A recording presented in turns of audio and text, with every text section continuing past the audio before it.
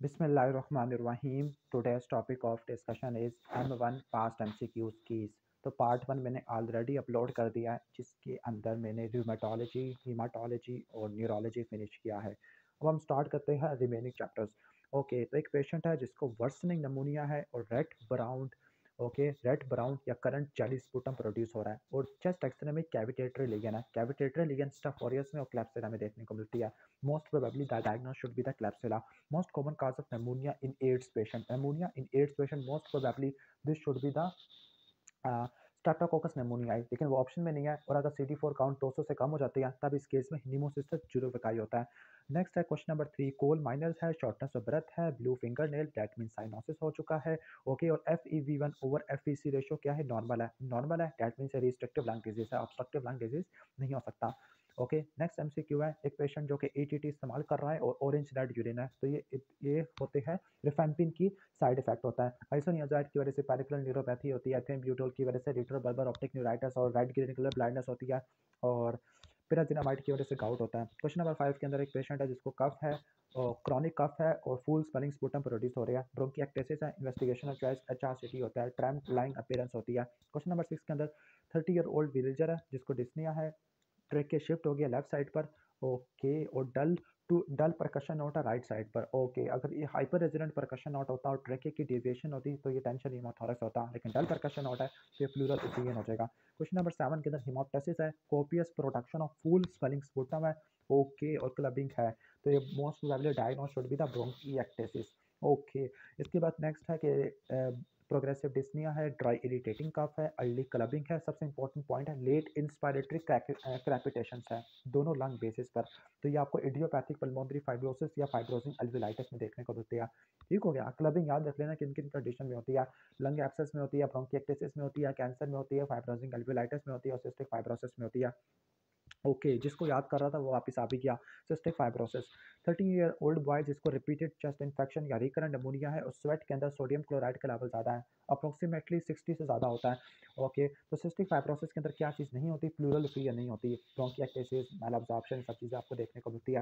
Question number 10 के अंदर 20 year old gentleman है, उसका स्टेटस एस्थमेटिकस होता है। तो स्टेटस एस्थमेटिकस में आप क्या नहीं प्रेफर करते? बेंजोडाइज़पिन प्रेफर नहीं करते। बेंजोडाइज़पिन तो आप एंटी कन्वल्सेंट या किसी को ट्रेमर श्रेमर हो रहे हो उस केस में इस्तेमाल करते होते हैं, लाइक डिलीरियम ट्रीमस के अंदर।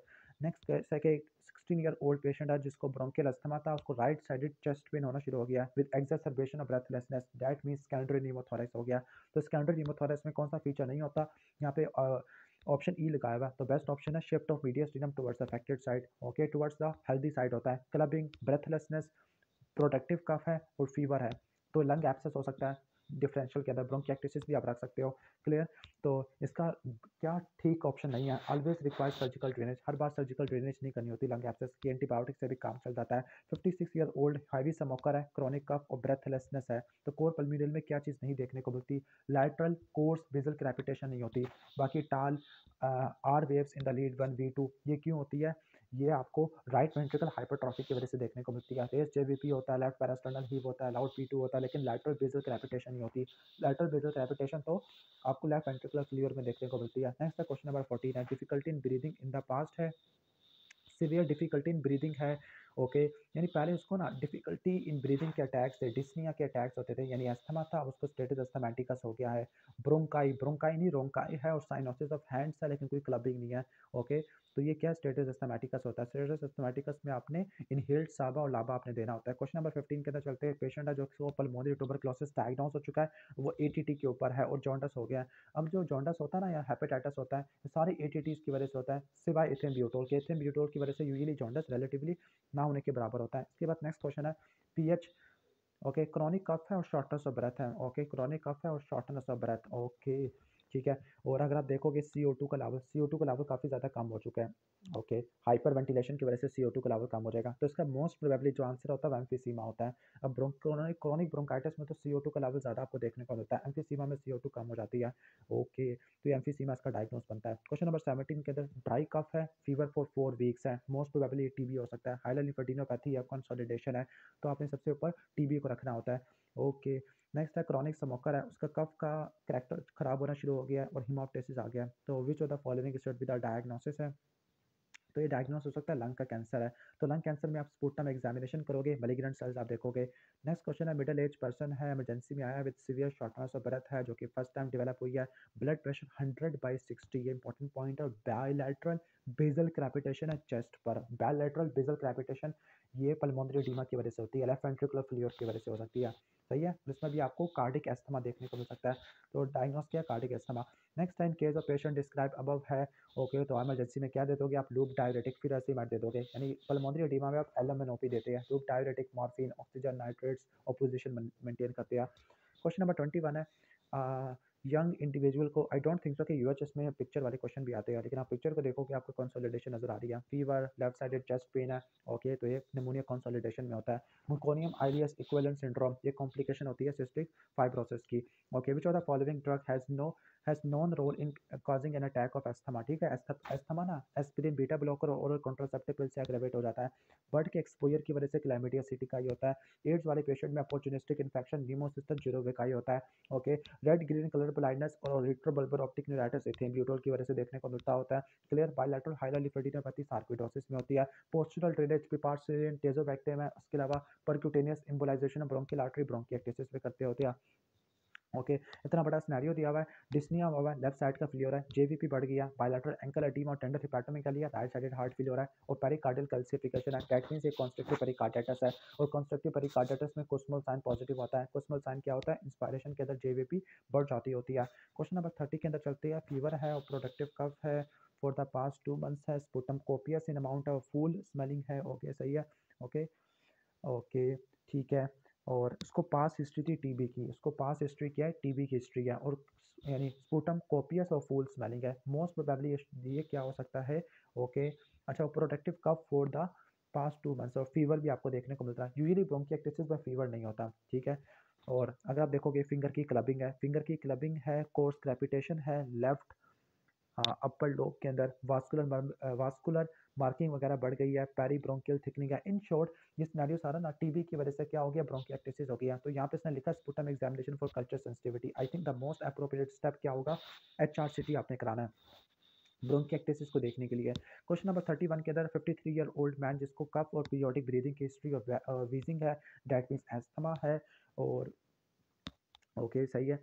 तो एस्थमा कौन सा टेस्ट होता है जो एस्थमा को एम्फीसीमा से डिफरेंशिएट कर देता है? तो एफईवीवी की मेजरमेंट विद और विदाउट ब्रोंकोडायलेटर होता है। इसके बाद नेक्स्ट एक पेशेंट है जिसको sudden onset of right sided chest pain है, ब्रेथलेसनेस है, साइनोसिस है, हाइपर रेजोनेंट परकशन आउट और ट्रैकिया की शिफ्टिंग होगी है लेफ्ट साइड के ऊपर, ऑपोजिट साइड पे है, तो टेंशन न्यूमोथोरैक्स में देखने को मिलता है। क्वेश्चन नंबर 33 में एआरडीएस का पेशेंट है, ड्यू टू पेल्विक फ्रैक्चर है, आईसीयू में एडमिट किया और वेंटिलेट किया। ओको और जैसे ही वेंटिलेट किया उसकी ना पल्स बढ़ गई और ब्लड प्रेशर कम हो गया और ब्रेथ साउंड कम हो गया। दैट मीन्स इसको क्या हो गया? पल्मोनरी थ्रोम्बोएम्बोलिज्म, एआरडीएस की वजह से पल्मोनरी एम्बोलिज्म डेवलप हो गया। इसके बाद नेक्स्ट है कि फीवर है, ड्राई कफ है फॉर द 6 months है, ठीक हो गया। और रिकरेंट एपिसोड्स होती है, उसने पीजन रखे हुए हैं और FEV1/FVC रेशियो नॉर्मल है बल्कि ज़्यादा हो चुकी है। तो ये क्या है? क्लैमिडिया सिटिकाई है, उसकी वजह से आपने बर्ड के एक्सपोजर को मिनिमाइज करना है। In short hyper sensitive pneumonitis होता है। ओके, बर्ड फैंसी या लंग की वजह से होता है। नेक्स्ट हम आगे चलते हैं, सीओपीडी वाले पेशेंट में कौन सी चीज़ लाइफ सर्वाइवल को बढ़ा देती है? लॉन्ग टर्म ऑक्सीजन थेरेपी है, दूसरी तरफ स्मोकिंग सिजेशन है। क्वेश्चन नंबर 36 के अंदर ओके, कफ है, राइट साइडेड चेस्ट पेन है और चेस्ट की मूवमेंट डिमिनिश होगी है, ट्रैकिया शिफ्ट होगी है लेफ्ट साइड पे और स्टोनीडल परकशन होता है, राइट साइडेड प्लूरल फीयर में देखने को मिलते होते हैं। Patient suffering from right sided lobar pneumonia, lobar pneumonia में क्या होगा? ओके, वोकल रेजोनेंस और वोकल फ्लेमिटस बढ़ जाती होती है और ब्रोंकियल ब्रीथिंग होती है। Bronchial breathing consolidation cavitation collapse में होती है। क्वेश्चन नंबर 39 है, middle age non diabetic non hypertensive male है जिसकी ऑक्यूपेशनल हिस्ट्री है और gradually shortness of breath for 2 years है, फिंगर की क्लबिंग है, सेंट्रल साइनोसिस है, बाई बेजिलर फाइन क्रैपिटेशन है। तो ये क्या है? ये फाइब्रोसिंग एल्विलाइटिस है, तो उसको डायग्नोस करने के लिए एचआरसीटी करा लोगे। क्वेश्चन नंबर 40 के अंदर चलती है, 40-year-old फीमेल है, इवैल्यूएशन के लिए आई है डिस्निया के लिए। ओके, जो कि अब काफ़ी ज़्यादा वर्स हो गया है, डिस्निया एल्ट्रस्ट होना शुरू हो गया है। क्लियर, सेम सिनेरियो है, जेवीपी बढ़ गई है और कॉन्स्ट्रिक्टिव पेरिकार्डाइटिस का सिनेरियो असल में ये। क्लियर, और क्या फाइंडिंग होती है? कुस्मल साइन होता है, जेवीपी इंस्पायरेशन पे बढ़ जाता होता है। क्वेश्चन नंबर 41 के अंदर आ जाते हैं, 10 day history of non productive cough है, फीवर है, क्लिनिकल एग्जामिनेशन के अंदर कोर्स क्रैपिटेशन है राइट बेस पर। ओके, और पैची कंसोलिडेशन है राइट लंग बेस की, और कोल्ड एग्लूटिनिन टेस्ट पॉजिटिव है, कोल्ड एग्लूटिनिन टेस्ट पॉजिटिव है और पैची कंसोलिडेशन है। तो ये atypical community acquired नमूनिया cause by mycoplasma नमूनिया है। क्वेश्चन नंबर 42 के अंदर आ जाती है। क्वेश्चन नंबर 2 या 42 रिपीट हो रहा है। पल्मोनरी थ्रोम्बोएम्बोलिज्म होता है। एक पेशेंट है जिसको fracture of neck of femur था, उसके लिए सर्जरी की है, सर्जरी के बाद उसको डिस्निया टैकीकार्डिया होना शुरू हो गया है। ओके, सही है। और इसका पल्स बढ़ गई है, ब्लड प्रेशर कम हो गया है, that means pulmonary embolism develop हो चुका है। पल्मोनरी एम्बोलिज्म के लिए इन्वेस्टिगेशन है चॉइस सीटी पल्मोनरी एंजियोग्राफी करते हैं। ओके, ये तो अच्छे से हो गया है। ओ, ये वो सफ़ा आ गया जिसको देख के मुझे चक्कर आना शुरू हो जाते हैं। इसको देखने के लिए मुझे अपनी किताब खोलनी पड़ेगी।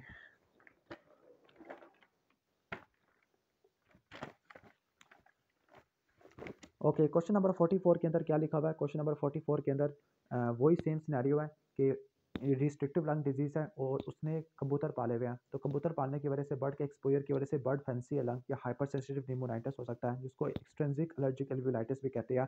Community acquired pneumonia, atypical community acquired pneumonia mycoplasma pneumonia की वजह से देखने को मिलता है। Unexplainable cough for last 3 month है और वेट लॉस भी है। Non homogeneous opacity right apical lesion के अंदर है, राइट एपिकल रीजन के अंदर है। तो माइकोबैक्टीरियम ट्यूबरकुलोसिस हो सकता है। तो आपने इसके लिए क्या कराना है? कल्चर सेंसिटिविटी करानी होती है, क्लियर स्पुटम कल्चर आपने कराना होता है। क्वेश्चन नंबर 47 के अंदर आ जाते हैं pain and swelling of multiple large joints है और रेड नोडुलर स्वेलिंग है on the skin, this is erythema nodosum और बायलैटरल हाइलाइलिफेडिनोपैथी है। तो ये सार्कोइडोसिस होता है। फर्स्ट लाइन जो थेरेपी होती है वो एनसेड और रीअश्योरेंस होता है।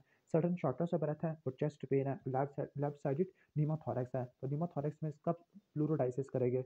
Okay, following first attack of pneumothorax in all patient with secondary pneumothorax, in secondary pneumothorax वाले पेशेंट में फर्स्ट अटैक के बाद सारी कर देंगे प्लूरोडाइसिस। अच्छा, क्वेश्चन नंबर 49 के अंदर आ जाते हैं। क्वेश्चन नंबर 49 में है कि चाइल्ड बर्थ के बाद सडन डिस्निया और चेस्ट पेन होना शुरू हो गया है। ओके, और टेकिपनिया हो गया है और चेस्ट क्लियर है, डेट मींस पल्मोनरी एम्बोलिज्म है। और पल्मोनरी एम्बोलिज्म में जो मोस्ट कॉमन फाइंडिंग होती है वो साइनस टैकीकार्डिया होता है। इसने लिखा हुआ है S1Q3 T3, हालांकि मोस्ट कॉमन साइनस टैकीकार्डिया होता है, इसको ठीक कर लेना। इसके बाद क्वेश्चन नंबर 50 के अंदर आ जाते हैं। 40 सिगरेट पैक ईयर की हिस्ट्री है, प्रोग्रेसिव डिस्निया है और वाइटिश सपुटम प्रोड्यूस होना शुरू हो गया है। ओके, वाइटिश सपुटम की हिस्ट्री 4 महीनों से ज़्यादा किया है, यानी क्रॉनिक ब्रोंकाइटिस जब लेबल करते हैं, जब प्रोडक्टिव कफ होती है, स्पुटम होता है for at least 3 month in consecutive 2 years है। और अगर देखो FEV1 ओवर FEC ये क्या है? कम हो गया है, 70% से कम है, that means obstructive lung disease है। तो ये क्रॉनिक ब्रोंकाइटिस हो जाएगा। क्वेश्चन नंबर 51 के अंदर क्या है? ओके, अनएक्सप्लेन्ड वेट लॉस है, लॉस ऑफ एपिटाइट है, शॉर्टनेस ऑफ ब्रेथ है और डल परकशन नोट आपको राइट लंग में मिल रहा है। और जो प्रोटीन कंटेंट है वो 30 ग्राम से ज़्यादा का है, और प्रोटीन कंटेंट 30 ग्राम से ज़्यादा का है तो एक्सुडेटिव प्लूरल एफिजन होती है। एक्सुडेटिव प्लूरल एफिजन MTP में देखने को मिलती है, मैलिग्नेंसी TB और पैरोटिनाइटिस के केस में, क्लियर। तो यहाँ पे बेस्ट आंसर क्या होगा? Bronchogenic carcinoma. अब यहाँ पे MCQs विदाउट ऑप्शन है। Okay, previous history of tuberculosis है और हेलो साइन ऑन रेडियोलॉजी है। अब यहाँ पे ना थोड़ी सी मिस नॉर्मल भी है, थोड़ी सी कंफ्यूजिंग चीज़ भी है। अब टीबी की वजह से इन्वेसिव ब्रोंकोपल्मोनरी एस्परजिलोसिस होता है। ओके, वैसे यानी क्या होता है? एस्परजिलोसिस आपको देखने को मिलता होता है और एस्परजिलोसिस के लिए जो ड्रग और चॉइस होती है वो एम्फोटेरिसिन भी होती है। वोरिकोनाजोल इन्वेसिव एस्परजिलोमा में इस्तेमाल करते हैं। दोबारा बता दूं, एस्परजिलोमा होता तो वहाँ पे वोरिकोनाजोल होती, लेकिन अगर एस्परजिलोसिस है तो आपने एम्फोटेरिसिन बी और सर्जरी करनी होती है। और हेलो साइन या क्रिसेंट साइन ये भी आपको एस्परजिलोसिस में देखने को मिलता है। कोल वर्कर है, हाई रेजिडुअल वॉल्यूम है और टोटल लंग कैपेसिटी बढ़ गई है, that means obstructive lung disease है, तो ये एमपीसी में हो जाएगा। Bilateral pleural effusion in case of flu के बाद bilateral pleural effusion staph aureus की वजह से होती है। डायग्नोस्टिक इन्वेस्टिगेशन और चॉइस फॉर सार्कोइडोसिस ट्रांसब्रोंकियल बायोप्सी या स्टेजिंग के लिए चेस्ट एक्सरे करते हैं। अप्रोप्रिएट स्टेप इन नीमोथोरैक्स में थोरैकोसेंटेसिस करते हैं second intercostal space in the mid clavicular line में, और definitive management chest tube intubation होती है फिफ्थ इंटरकोस्टल स्पेस के अंदर, क्लियर। इसके बाद नेक्स्ट सुप्रावेंट्रिकुलर टैकीकार्डिया जिसमें नैरो QRS कॉम्प्लेक्स होता है, पीवेफ नहीं होती, तो इसमें एडिनोसिन कॉन्ट्राइंडिकेटेड होती है एस्थमा वाले पेशेंट में। अदरवाइज अगर एस्थमा ना होता तो वो ड्रग और चॉइस होती है। अगर किसी को सस्पेक्टेड एस्थमा है तो आपने मेथाकोलिन चैलेंज टेस्ट कराना होता है, क्लियर। अगर 20 माइक्रोग्राम देने के बाद FEV1 20% तक गिर जाती है तो ये पॉजिटिव टेस्ट होता है। Sudden dyspnoea after lung surgery, after lung surgery के बाद जो डिस्निया होता है ARDS होता है। Bagassosis inhalation of sugar cane dust की वजह से होती है। बिसिनोसिस इन्हेलेशन ऑफ कॉटन या टेक्सटाइल की वजह से होती है। Okay, drug for long term management of asthma, long term के लिए लाबा और शॉर्ट टर्म के लिए साबा। सही है। FEV1 एस्थमा के अंदर डिक्रीज हो जाती है। आइस की problem like retrobulbar optic neuritis और इसके अलावा red green colour blindness ethambutol में होती है। V over Q scan SPCT scan ये पल्मोनरी एम्बोलिज्म को डायग्नोस करने के लिए इस्तेमाल करते हैं इन केस अगर CKD या प्रेग्नेंट फीमेल है। नेक्स्ट आगे स्टार्ट करते हैं। स्मोकर है, कफ का कैरेक्टर चेंज होना शुरू हो गया, पहले ड्राई थी फिर पुरुलेंट होगी और फुल स्मेलिंग स्पुटम है, तो इस्तेमाल सर कैंसर में देखने को मिलता है। अल्कोहलिक है, आईवी ड्रग यूजर है, आईवी ड्रग यूजर ओके यानी उसको HIV पॉसिबल हो सकता है और बायलैटरल लंग इन्फिल्ट्रेट है, तो ये न्यूमोसिस्टस जुरुवकाई में देखने को मिलते हैं। आई थिंक इतनी आजमाइश काफ़ी है। अब आगे अक्सर काम का सफ़ा। Note a differential diagnose of cavity on the x-ray. तो एक्सरे में अगर आपको मल्टीपल कैविटेटरी लेगी ना तो क्लैप्सिला स्टेफाइलोकोकस ऑरियस हो सकता है, लेकिन माइकोप्लाज्मा निमोनिया नहीं हो सकता। ड्रग फॉर लीजोनीला और माइकोप्लाज्मा दोनों के लिए आपने क्लैरिथ्रोमाइसिन और रिफेम्पिन देना होता है। Dark urine and jaundice on 880। Okay तो इस केस में आपने सारे ड्रग्स को आपने स्टॉप कर देना है। इथेनब्यूटल को ऐसे छोड़ सकते हो। Prevent progression of emphysema, emphysema की प्रोग्रेशन को रोकना है तो स्मोकिंग दोगे और लॉन्ग टर्म ऑक्सीजन थेरेपी होती है। Shortness of breath in lady जो कि लंबा सफर तय करके आई है 4 घंटों से ज़्यादा का पल्मोनरी एम्बोलिज्म होता है। एस्थमेटिक पेशेंट है, पल्सलेस ऑन इंस्पायरेशन है, this is called pulsus paradoxus है because of decrease atrial filling है। Loud P2 on the second right intercostal space okay. और पैन सिस्टोलिक मर्मर आपको देखने को मिल रहा है okay. Pan systolic murmur MR की वजह से देखने को मिल सकता है ओके, लेकिन लाउड P2 इंडिकेट कर रही है पल्मोनरी हाइपरटेंशन को। Grave sign in asthma, silent chest है, ब्रीदिंग खत्म हो चुकी है, that means type 2 respiratory failure है। FEV1 ओवर FVC रेशियो 70% से कम है तो वो ऑब्स्ट्रक्टिव लंग डिजीज होता है, क्रोनिक ब्रोंकाइटिस, एस्थमा या एम्फीसीमा होता है ओके। प्लूरल फियन को विजिबल बनाने के लिए जो मिनिमम फ्लूइड चाहिए वो 200 ml चाहिए। Increase translucency on right apex और कोई एब्नॉर्मैलिटी नहीं है तो वो बुल्ले होते हैं। बायलैटरल हाइलोलिफेडिनोपैथी सार्कोइडोसिस में होती है। 2 मंथ स्पुटम कल्चर कन्वर्जन का मतलब है जो आपने स्पुटम कलेक्ट किया था 2 महीने पर वो कल्चर नेगेटिव हो चुका है, clear after being culture positive यानी पॉजिटिव से नेगेटिव हो गया है। क्रोनिक सुपरेटिव इन्फेक्शन है, फुल स्मेलिंग स्पुटम ब्रोंकिएक्टिस में होता है। COPD की मैनेजमेंट अगर 86% ऑक्सीजन है तो आपने ऑक्सीजन की थेरेपी देनी है, स्टीरॉइड्स आपने देनी होती है। और रिस्पिरेटरी एसिडोसिस के केस में मैकेनिकल वेंटिलेशन करनी है। नॉन स्मोकर है, नॉन स्मोकर फीमेल है, पेरिफेरल मैस है और कैंसर है तो ये कौन सा कैंसर होता है? एडिनोकार्सिनोमा होता है, क्लियर। एडिनोकार्सिनोमा कौन सा पैरान्यूप्लास्टिक सिंड्रोम करवाता है? थ्रोम्बोफ्लेबाइटिस है और एंडोकार्डाइटिस होता है ओके। बायलैटरल हाइलोलिम्फेडिनोपैथी सार्कोइडोसिस में होती है, डायग्नोसिस के लिए ट्रांसब्रोंकियल बायोप्सी करते होती है। टैकीकार्डिया, हाइपोटेंशन है, पल्मोनरी एम्बोलिज्म में देखने को मिल सकता है। वैसे किसी भी ऑब्स्ट्रक्टिव शॉक में या किसी भी शॉक में टैकीकार्डिया और हाइपोटेंशन होती है। Investigation of choice for pulmonary embolism CT pulmonary angiography होती है। प्रेग्नेंट फीमेल है, प्रेगनेंसी में हाइपर वेंटिलेशन होता है, हाइपर वेंटिलेशन की वजह से रेस्पिरेटरी एल्किलोसिस हो जाता है ओके, तो आपने रीअश्योर करना होता है, सही है। अगर किसी को ऑक्यूपेशनल लंग डिजीज है तो आपने कहना है कि अपना ऑक्यूपेशन छोड़ दो, भावे वो अफोर्ड कर सकता हो या ना कर सकता हो। इम्प्रूव्ड सर्वाइवल इन COPD में अगर आपने सर्वाइवल को इम्प्रूव करना है तो आपने लॉन्ग टर्म ऑक्सीजन थेरेपी देनी होती है या फिर आप क्या करोगे? स्मोकिंग सिजेशन करा दोगे। पीएच डिक्रीज है, CO2 ज़्यादा हो चुका है, CO2 ज़्यादा है दैट मीन्स रेस्पिरेटरी एसिडोसिस है। Causative organism of pneumonia due to bird excreta, chlamydia psittaci, rash और आर्थ्रल्जिया। वैसे रैश और आर्थ्रल्जिया ज़्यादा स्पेसिफिक होता है पिराजिनामाइड में, लेकिन कुछ बुक्स इथेब्यूटल भी कह देती है। Management in case of pH अगर लेस देन 7.2 है तो आपने एंडोट्रैकियल ट्यूब इंट्यूबेशन करनी है, मैकेनिकल वेंटिलेशन देनी है, दैट मींस रेस्पिरेटरी एसिडोसिस हो रहा है। स्टेजिंग के लिए चेस्ट एक्सरे करते हैं। स्टेज 1 क्या होती है? बायलैटरल हाइलोलिम्फेडिनोपैथी होता है। स्टेज 2 में बायलैटरल हाइलोलिम्फेडिनोपैथी प्लस पैरेन्काइमल इन्फिल्ट्रेट होता है। स्टेज 3 में आपको पैरेन्काइमल इन्फिल्ट्रेट देखने को मिलता है। स्टेज 4 में क्या होता है? पल्मोनरी फाइब्रोसिस हो जाती है, क्लियर। स्टेज 1 एंड 2 में रीअश्योरेंस और एनसेड होती है। स्टेज 3 एंड 4 में स्टीरॉयड इस्तेमाल करते हैं।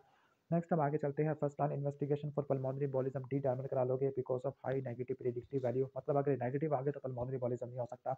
रिपीटेड डायरिया, बायलैटरल कोर्स क्रैपिटेशन है और क्लबिंग है, सिस्टिक फाइब्रोसिस में होती है। पेरिफेरल न्यूरोपैथी B6 की डेफिशिएंसी की वजह से होती है due to isoniazid.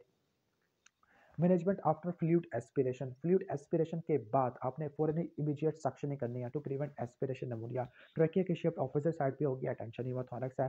Tachycardia, hypotension, cyanosis और एलिवेटेड JVP ऐसे लिखा हुआ है acute pulmonary oedema. I don't think so कि एक्यूट पल्मोनरी एडिमा में JVP वैसे JVP लेफ्ट हार्ट फेलियर की वजह से भी पॉसिबल हो सकते हैं, लेकिन वो साइनोसिस को जस्टिफाई नहीं करता। This should be a pulmonary embolism okay. Drug और choice in case of bilateral wheeze है, बायलैटरल वीज में बीटा ब्लॉकर नहीं देते होते बल्कि बीटा एगोनिस्ट देते हैं। बीटा ब्लॉकर तो कॉन्ट्राइंडिकेटेड होती है। कॉज ब्रेथलेसनेस इन 100 kg मैन, यानी मोटा बंदा है तो उसमें ऑब्स्ट्रक्टिव स्लीप एपनिया की वजह से ब्रेथलेसनेस देखने को मिलती होती है ओके।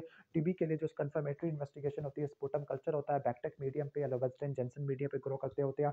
इंक्रीज सर्वाइवल इन COPD long term oxygen therapy की वजह से या स्मोकिंग सिचुएशन की वजह से होता है। ब्रेथलेसनेस है, ड्राई इरिटेटिंग कफ है, क्लबिंग है और लेट इंस्पायरेटरी क्रैपिटेशन होता है एट लंग बेसिस पे, फाइब्रोजिंग एल्विलाइटिस में देखने को मिलता है। अनकॉन्शियस पेशेंट है जिसका राइट आर्म पैरालाइज हो चुका है, लंग्स में कैविटेशन है, लंग्स में कैविटेशन लंग का कैंसर है, राइट आर्म पैरालाइज हो गया है, ब्रेकियल प्लेक्सिस की लीजन है, इसने लिखा है मेटास्टेसिस टू द ब्रेन, शायद पॉसिबल हो। Only drug causing most of the ocular problem in ATT, okay, यानी ओकुलर प्रॉब्लम आपको इथेनब्यूटोल की वजह से देखने को मिलती है। ऑरेंज रेड यूरिन ये रिफैम्पिन की वजह से होता है। फॉरेन कंट्री से ट्रैवल किया है, ट्रैवल की हिस्ट्री या डिस्निया या ईआरडीएस हुआ है, उसकी वजह से पल्मोनरी एम्बोलिज्म आपको देखने को मिलता है। पल्मोनरी एम्बोलिज्म में फर्स्ट टाइम डी डायमर है, investigation of choice CT pulmonary angiography है, investigation of choice in pregnancy V over Q S P CT scan होता है, और ईसीजी पे आपको S1Q3 T3 पैटर्न देखने को मिलता होता है। बायलैटरल हाइलर लिम्फेडेनोपैथी सार्कोइडोसिस में होता है। डायग्नोसिस के लिए ट्रांसब्रोंकियल बायोप्सी या स्टेजिंग के लिए आप चेस्ट एक्सरे कराते होते हैं। स्टेज 1 एंड 2 में रीअश्योरेंस और एनसेड है, स्टेज 3 एंड 4 में प्रेडिनिसोलोन इस्तेमाल करते हैं। ओके, सीओपीडी में अगर आपने सर्वाइवल को बढ़ाना है तो लॉन्ग टर्म ऑक्सीजन थेरेपी, और आपने कहना है कि स्मोकिंग को छोड़ दो। क्रोनिक फूल स्वेलिंग स्पुटम और हिमोप्टेसिस ब्रोंकिएक्टेसिस में देखने को मिलती है। इन्वेस्टिगेशन ऑफ चॉइस कौन सी होती है, एचआरसीटी होती है। Treatment of choice for asthma साबा दोगे, साल्ब्यूटामोल, अल्ब्यूटेरॉल, वेंटोलिन है। ग्रेव साइन साइलेंट चेस्ट होता है, और आपने एस्पिरिन और बीटा ब्लॉकर को अवॉइड करना होता है। सडन यूनिलैटरल प्लूराइटिक चेस्ट पेन है, ओके, और चेस्ट की मूवमेंट डिक्रीज है, हाइपर रेजोनेंट परकशन नोट है, तो ये टेंशन न्यूमोथोरैक्स में होता है, और इसमें थैलेकोसेंटेसिस करोगे, चेस्ट ट्यूब इंट्यूबेशन करोगे। प्लूरल फिजन के अंदर स्टोनिडल परकशन नॉट होता है। बर्ड एक्सक्रीटर से जो नमूनिया होता है वो क्लैमिडिया सिटी का ही होता है, बर्ड के एक्सपोजर की वजह से देखने को मिलता है। Most common cause of atypical नमूनिया mycoplasma नमूनिया होता है। कोल्ड एग्लूटिन का लेवल करा लेते होते हैं। इसके अलावा क्लैरिथ्रोमाइसिन और रिफेम्पिन के लेवल करा लोगे। Normal FEV1 over FVC with decrease FVC, okay, FEV1 over FVC ratio normal है तो रिस्ट्रिक्टिव लंग डिजीज है। ऑब्स्ट्रक्टिव लंग डिजीज में रेशियो 70% से कम हो जाती है। ओके, तुम्हारा रेस्पो खत्म हो जाता है 21 मिनट के अंदर।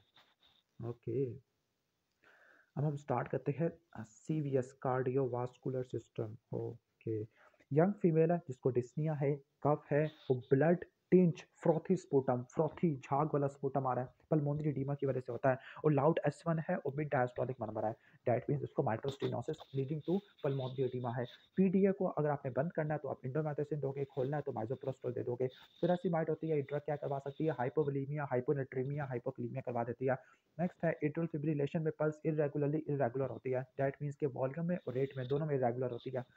नेक्स्ट आगे चलते हैं, एक पेशेंट है जिसको सेंट्रल चेस्ट पेन है, लोअर जॉ में रेडिएट कर रहा है, लेफ्ट शोल्डर में भी रेडिएट कर रहा है, ट्रोपोनिन T पॉजिटिव है, दैट मीन्स ये MI है। और ECG पे क्या मिल सकता होता है, ECG पे आपको एसिड सेगमेंट एलिवेशन या डिप्रेशन दोनों मिल सकती होती है, लेकिन जो एसिड सेगमेंट एलिवेशन है ना वो कन्वेक्स अपवर्ड है, जो कनकेव अपवर्ड होता है, और PR सेगमेंट की डिप्रेशन ये एक्यूट पेरिकार्डाइटिस में होती है।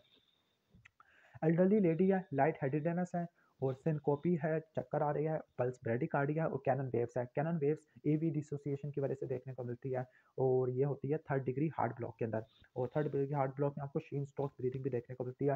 क्वेश्चन नंबर 7 के अंदर आ जाती है कार्डिक फेलियर, और कार्डिक फेलियर के ट्रीटमेंट में पेशेंट था, ओके, यानी पेशेंट जिसको कार्डिक फेलियर था उसके ट्रीटमेंट ले रहा था, उसको नोजिया, वॉमिटिंग और येलो विजन है। येलो विजन इंपॉर्टेंट है, और बल्सस बाइजेमिनस डाइजॉक्सिन की टॉक्सिसिटी में देखने को मिलता होता है। उसके बाद क्वेश्चन नंबर 8 पे आ जाते हैं, एक पेशेंट है जिसको एंजाइना पेक्टोरिस है और उसको मेटाबॉलिक सिंड्रोम भी है। तो मेटाबॉलिक सिंड्रोम में क्या इंक्लूड नहीं होता, हाई HDL नहीं होता। और मेटाबॉलिक सिंड्रोम में सेंट्रल ओबेसिटी होता है, हाइपरटेंशन होता है, इंसुलिन की रेजिस्टेंस होती है, टैग का लेवल ज़्यादा होता है, HDL का लेवल कम होता है मेटाबॉलिक सिंड्रोम में। नेक्स्ट एक पेशेंट है जिसकी पल्स 74 है, ब्लड प्रेशर काफ़ी ज़्यादा कम हो गया, apex wait 5th intercostal space में है। सबसे इंपॉर्टेंट चीज़ है इंजेक्शन सिस्टोलिक मरमर, जो कि बेस ऑफ द हार्ट में है। Okay, base of the heart है यानी 2nd इंटरकोस्टल स्पेस में है, तो एयोर्टिक स्टेनोसिस हो सकता है। नेक पे रेडिएट कर रहा है और एक्सपायरेशन पे बढ़ रहा है, तो एयोर्टिक स्टेनोसिस होता है, जिसमें सिनकोपी, एंजाइना, डिस्निया के टैग देखने को मिलते हैं।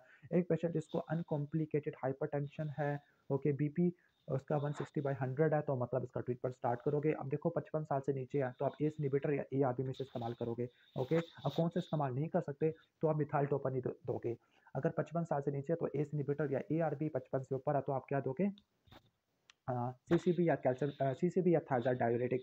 ओके, इसके बाद नेक्स्ट है कि एक पेशेंट है ओके, जिसको MI था, MI से मैनेज अच्छे से हो चुका है, तो सेकेंडरी प्रिवेंशन के लिए कौन से ड्रग नहीं देते होते, कैल्शियम चैनल ब्लॉकर हम सेकेंडरी प्रिवेंशन के लिए नहीं देते होते। सेकेंडरी प्रिवेंशन का मतलब है कि मजीद कॉम्प्लिकेशन ना हो जाए, लाइक एरिथमिया है, हार्ट फेलियर हो रहा है, ब्रेडिकार्डिया, टैकीकार्डिया या कोई रप्चर ना हो जाए, तो स्टैटिन, एस्पिरिन, बीटा ब्लॉकर और ACE इनहिबिटर हम देते हैं। क्वेश्चन नंबर 12 के अंदर, ओके, तो एक पेशेंट को एट्रियल फिब्रिलेशन है, एट्रियल फिब्रिलेशन में कौन से ड्रग नहीं देते, तो नाइट्रेट्स नहीं देते। एट्रियल फिब्रिलेशन में रेट को कंट्रोल करोगे बीटा ब्लॉकर से, कैल्शियम चैनल ब्लॉकर से और डाइजॉक्सिन से। फिर आप क्या करते हो, एंटीकोगुलेट करते हो हेपारिन से।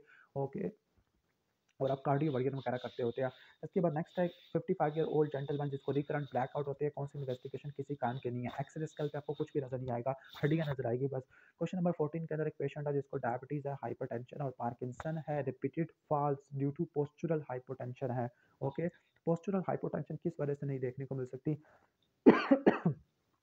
सॉरी, तो डाइजॉक्सिन की वजह से पोस्चुरल हाइपोटेंशन नहीं हो सकती, ऑटोनॉमिक न्यूरोपैथी की वजह से हो सकती है, लीवोडोपा की वजह से हो सकती है, फ्यूरासिमाइड की वजह से हो सकती है, कैप्टोप्रिल की वजह से हो सकती है। यानी वो ड्रग जो बीपी को कम कर देती है वो पोस्चुरल हाइपोटेंशन करवा देती है। नेक्स्ट है कि एक पेशेंट है जिसको अनकॉम्प्लिकेटेड हाइपरटेंशन और साथ में एंजाइटी और पाल्पिटेशन भी है, तो इस केस में जो बीटा ब्लॉकर आपने प्रेफर करनी है एंटी हाइपरटेंसिव के तौर पर। Pan systolic member left lower sternal border की तरह।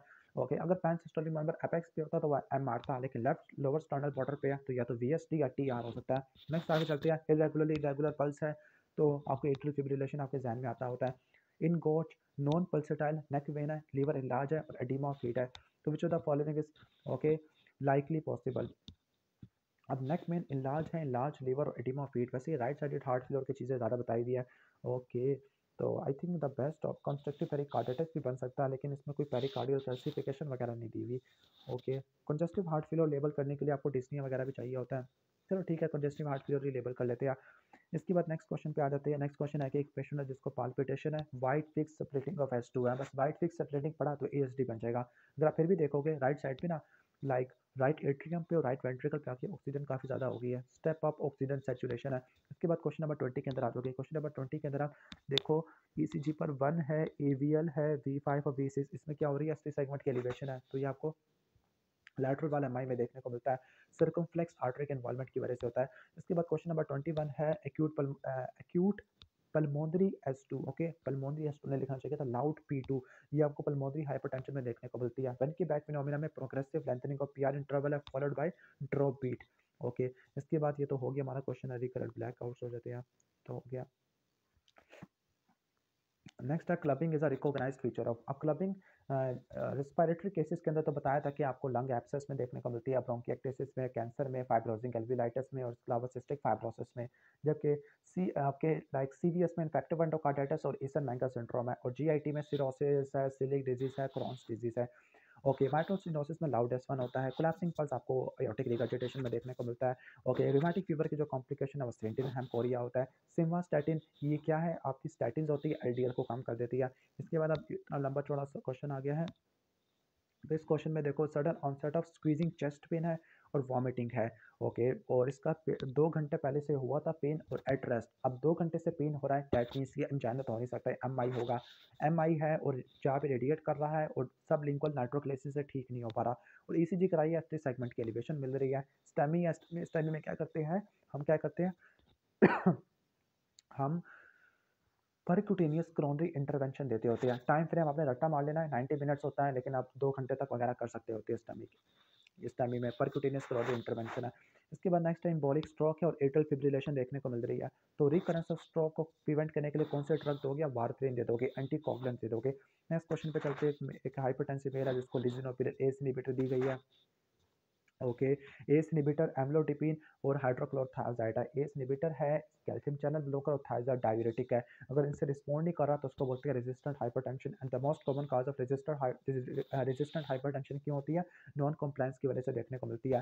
Cannon waves 3rd degree heart block में देखने को मिलती है। क्वेश्चन नंबर 32 पे चलते होते हैं, complaint of severe chest pain है जो कि बैक की तरफ रेडिएट कर रहा होता है। ओके, और नॉर्मल फर्स्ट हार्ट साउंड है, लेकिन अच्छा देखो, chest pain radiating to the back और टीयरिंग पेन है, तो ये एयोर्टिक डायसेक्शन का होता है और S2 मफल्ड हो चुकी है।